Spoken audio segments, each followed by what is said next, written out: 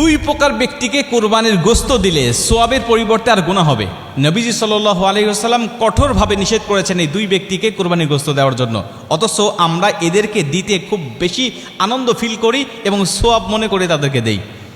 নবীজি সাল্লাল্লাহু আলাইহি ওয়াসাল্লাম নিষেধ করেছেন, বুখারী, মুসলিম এবং সিয়াসিত্তার অধিকাংশ কিতাবের মধ্যে এই হাদিসগুলো বর্ণনা করা হয়েছে, কিন্তু অধিকাংশ মানুষ আমরা জানি না এবং অনেকে জেনেও না জানার ভান করে বসে থাকি আমরা। হযরত আলী রাদিয়াল্লাহু তাআলা আনহু বলছেন, নবীজি সাল্লাল্লাহু আলাইহি ওয়াসাল্লাম বলছেন, তোমরা প্রথম নম্বরে কোনো কসাইকে মজুরি হিসাবে গোশত দিবে না। কসাইকে মজুরি হিসাবে গোশত দিলে আপনার সোয়াব তো হবেই না এবং গুনাহ হবে এবং কোরবানি বাতিল হয়ে যাওয়ার সম্ভাবনা আছে। কেন? কারণ আপনি কসাইকে নিযুক্ত করেছেন, আপনি অবশ্যই কসাইকে পারিশ্রমিক দিবেন, তবে গোশত নয়। আপনি যেই পশুটা কোরবানি দিয়েছেন এই পশুর থেকে আপনি মজুরি হিসাবে সেই কসাইকে দিবেন, এটা নবীজি সাল্লাল্লাহু আলাইহি ওয়াসাল্লাম কঠোরভাবে নিষেধ করেছেন।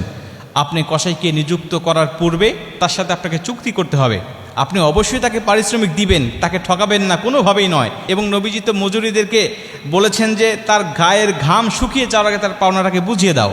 অতএব সেই নবী কখনোই তাদেরকে ঠকাবেন না। নবীজি সাল্লাল্লাহু আলাইহি ওয়াসাল্লাম বলছেন, অবশ্যই তাদেরকে মজুরি দিতে হবে, পারিশ্রমিক দিতে হবে, কিন্তু এই কোরবানির পশু থেকে নয়, দিতে হবে তোমার ইনকামের মধ্য থেকে, তোমার সম্পদের মধ্য থেকে।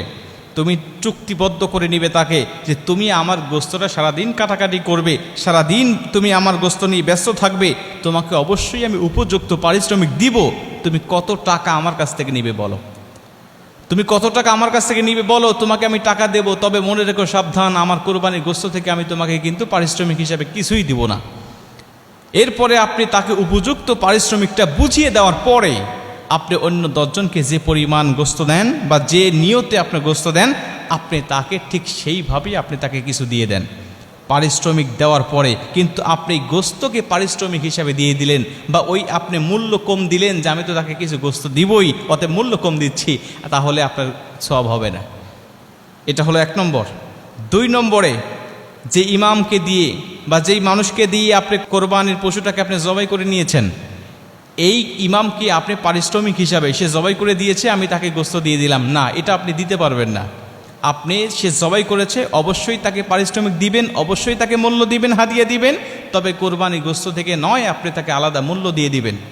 কিন্তু আমাদের সমাজ আমরা দেখতে পাই, সে সারাদিন কাটাকাটি করেছে বা সে আমার গরুটা জবাই করে দিয়েছে, তাকে মাথাটা দিয়ে দিলাম, তাকে পাটা দিয়ে দিলাম, তাকে ভুঁড়িটা দিয়ে দিলাম, এই অংশগুলোকে আমরা দিয়ে দিলাম, অথবা আমরা তাকে এখান থেকে 5 কেজি 10 কেজি গোশত তাকে আমি দিয়ে দিলাম। এটা আপনার ইচ্ছা মতো হবে না। আপনি এটা আল্লাহর রাস্তায় কোরবানি দিয়েছেন, এটা আপনার দায়িত্ব নয়, এই গোশত আপনি মালিক নয়, এটা আল্লাহ আপনাকে মেহমানদারি হিসাবে দিয়েছেন। আপনি কেন এটা নিজে পারিশ্রমিক হিসাবে সেখান থেকে অন্য মানুষকে আপনি দিবেন? অবশ্যই আপনাকে মূল্য তাদেরকে দিতে হবে। যদি পারিশ্রমিক হিসাবে 2 জনকে আপনি গোশত দেন, তাহলে আপনার কোরবানি এই গোশত, এখানে সোয়াবের কোনো আশা আপনি করতে পারেন না। এখান থেকে আপনার গুনাহ হওয়ার সম্ভাবনা, গুনাহ হবে এবং কোরবানি বাতিল হয়ে যাওয়ার সম্ভাবনা।